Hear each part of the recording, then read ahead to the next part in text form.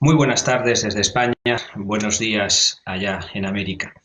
Me van a permitir que mis primeras palabras sean de afecto hacia todas las personas, familias y países que estamos siendo duramente golpeados por esta crisis.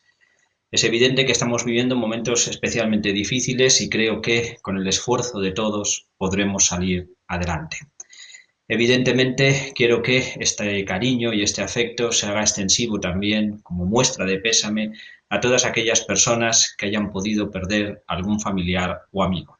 Y como les digo, tenemos que implicarnos todos y ser conscientes de que está en nuestras manos poder salir adelante.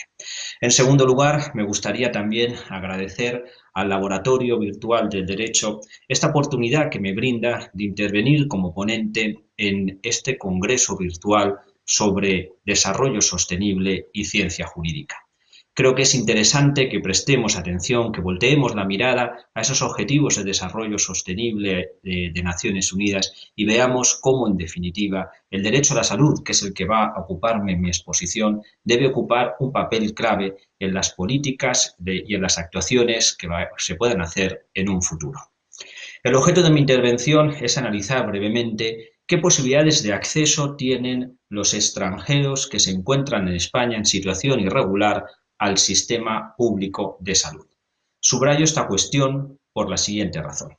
Y es que en los últimos años ha habido diferentes reformas legislativas en la materia y también ha habido un pronunciamiento del Tribunal Constitucional Español al respecto, y me gustaría brevemente darles los antecedentes para que puedan entender esta cuestión que yo creo que es clave también para combatir de una manera eficaz la crisis o la propagación del COVID-19. El artículo 43, apartado primero del texto constitucional español, señala que se reconoce el derecho a la salud. Fíjense, se reconoce por tanto a nacionales como a extranjeros. Y por tanto podríamos entender que cualquier nacional o cualquier extranjero tiene reconocido en la Constitución española ese derecho de acceso al sistema público de salud. Sin embargo, tienen que tener presente que el artículo 43, apartado primero del texto constitucional español, está en el capítulo en el que se regulan los principios rectores de política social y económica. Es decir, no es la sección o el capítulo en donde están los derechos fundamentales y libertades públicas, como el derecho a la vida, el derecho a la libertad o a la integridad.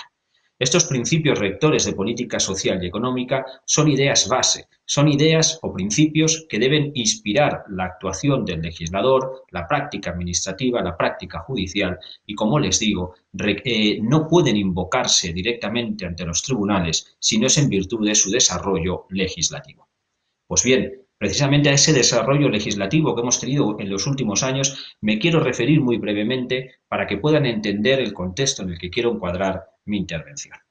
En el año 2016, a raíz de la grave crisis económica que atravesamos en mi país y en otros países, el legislador español introdujo una reforma importante en la ley reguladora del Sistema Nacional Público de Salud, en lo que se refiere a la posibilidad de acceso o no a ese sistema de los extranjeros que se encontraban en situación irregular.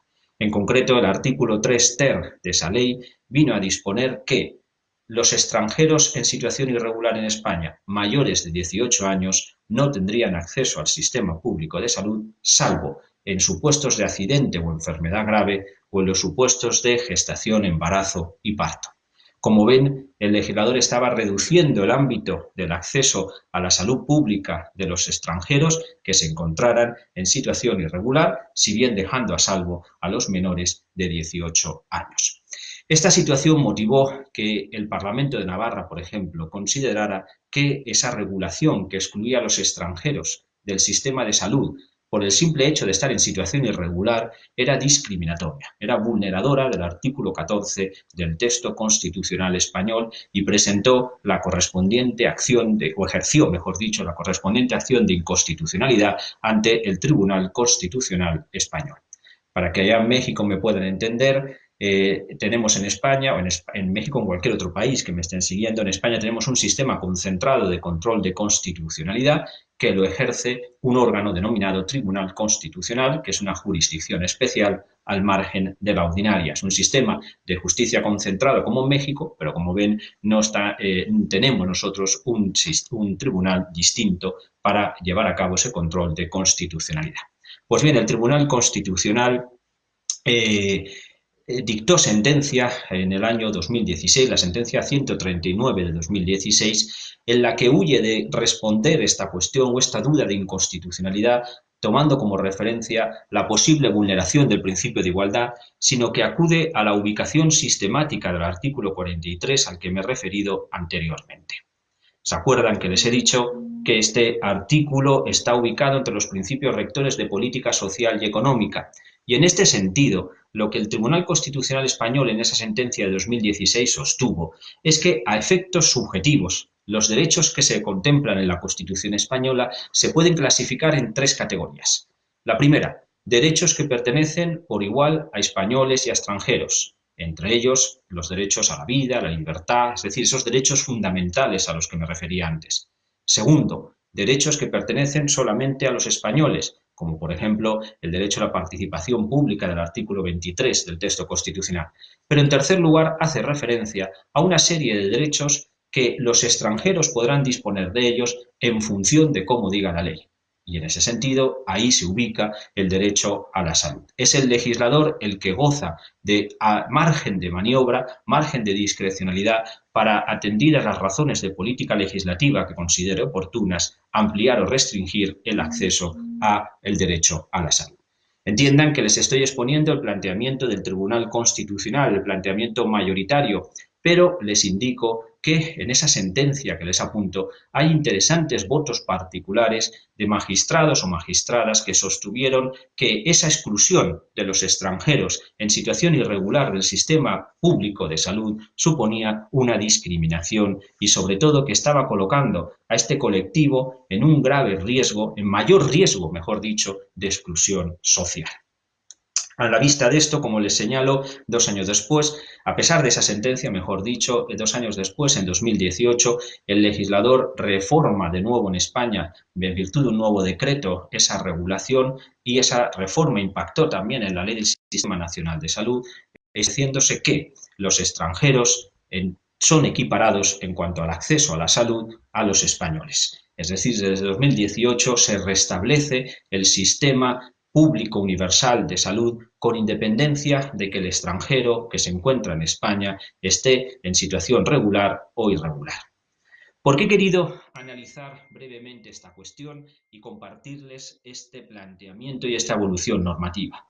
Pues porque con la situación de grave crisis sanitaria en la que nos encontramos, creo que esta evolución normativa nos debe hacer reflexionar en el sentido de que con la regulación restrictiva en cuanto al acceso al sistema de salud pública de los extranjeros en situación irregular, estábamos estableciendo un sistema de intervención de la sanidad ex post facto. Es decir, una vez que el extranjero en situación irregular se hubiera infectado y una vez que estuviera en situación grave es cuando tendría ese acceso, o hubiera situación de urgencia, es cuando tendría acceso al sistema público de salud.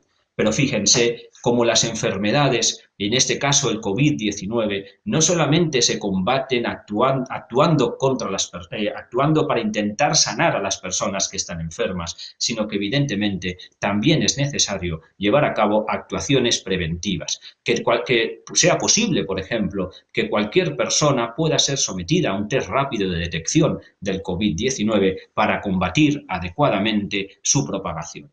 Da lo mismo o debe ser irrelevante, como ocurre a día de hoy, y así lo establece mi ordenamiento jurídico, da lo mismo que sea nacional o extranjero, da lo mismo que sea extranjero en situación regular o en situación irregular.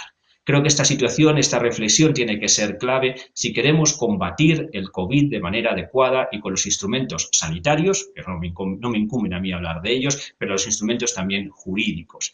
La inmigración es una cuestión que nos atañe a todos aquí en Europa y a ustedes también allá en América. Y ese colectivo de extranjeros en situación irregular es un colectivo especialmente vulnerable y evidentemente en esta lucha, en esta actividad que debemos de llevar a cabo para superar esta crisis sanitaria, nadie se tiene que quedar fuera. Es evidente que, y con esto ya voy enfilando los últimos minutos de mi intervención, que hay muchos aspectos o muchos frentes a los que hay que atender, pero si me permiten, me gustaría hacer referencia brevemente a una serie de hitos históricos que han marcado un cambio en el modelo de Estado o en el modelo de sociedad o en el modelo de cómo tenemos que construir las sociedades después de esos hitos. Uno de esos hitos, sin lugar a dudas, fueron las revoluciones liberales de finales del XVIII y del XIX, tanto en Europa como en América. ¿Recuerdan el lema de libertad, igualdad y fraternidad de la Revolución Francesa? ¿O recuerdan cómo el artículo 1 de la Carta de Derechos del Hombre y del Ciudadano señala que todos los hombres son libres e iguales? Pero no perdamos de vista que es cierto que este hito histórico supone un cambio en la concepción del Estado y del ordenamiento jurídico, pero que esos derechos, esa igualdad que se estaba reconociendo, esa libertad de la que se habla, es solamente para esa clase social incipiente que acaba de adquirir el poder. Hay un segundo hito histórico que no hay que perder de vista, que es la Segunda Guerra Mundial, el fin de la Segunda Guerra Mundial. Muchas y graves fueron las violaciones de derechos humanos que se produjeron antes y durante ese conflicto bélico. Y el mundo no fue igual tras el fin de ese conflicto. Se nace un nuevo modelo de Estado construido sobre la base del respeto a la dignidad de la persona y el reconocimiento de los derechos universales, derechos para todos. Pues bien, yo creo que hay un tercer hito, que es el que estamos viviendo a día de hoy.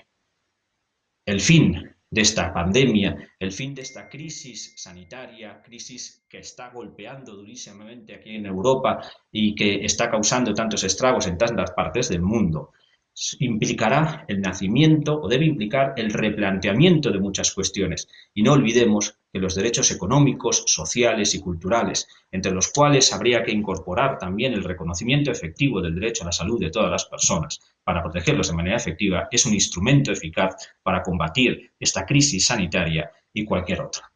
En otras conferencias he hecho referencia a ese lema de la Revolución Francesa, señalando que la libertad, la igualdad y la fraternidad es con la que se llegó a realizar ese cambio. Pues yo creo que el cambio que tenemos que hacer ahora es un cambio con este lema, el de igualdad, igualdad e igualdad. Porque sin igualdad no hay libertad, sin igualdad no hay fraternidad. Muchísimas gracias por su atención, un fuerte abrazo, les mando un saludo y sigan con éxitos en el desarrollo de este coloquio y con gusto estoy a su disposición. Buenas tardes.